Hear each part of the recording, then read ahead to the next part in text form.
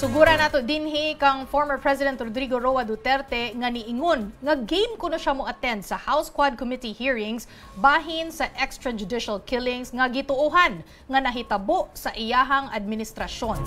Kung ang drug war killings ang istoryahan, ingon ang kanhi Pangulo nga sayop kuno ang iyang mga kritiko. Paminaw natong tanan ang balita ni Bril Montalvo.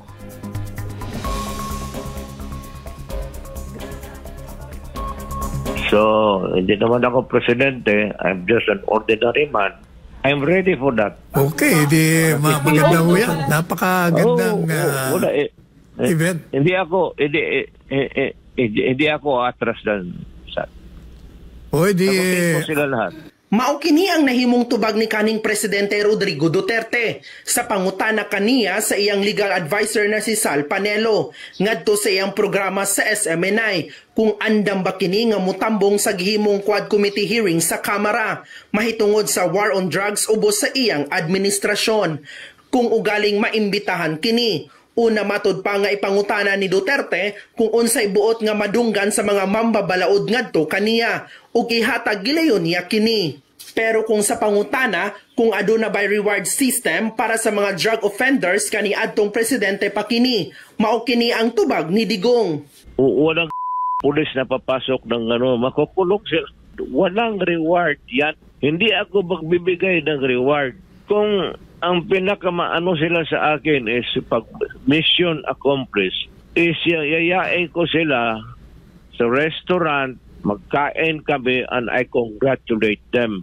At saka, palainom mo yung pulis. Bilang mga dalawang boteng scotch. Sa pangutana usab, kung gimando ba ni ini nga mupatay og mga drug suspects? Kung sabi ko nga sa mga sundalo,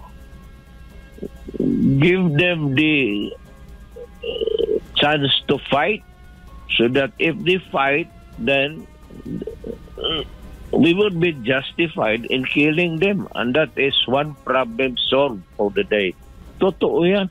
Aminado sab si kanhing PRRD nga nagatestigo na karon kontra sa iyaha ang mga kanhing trabahante ni ini.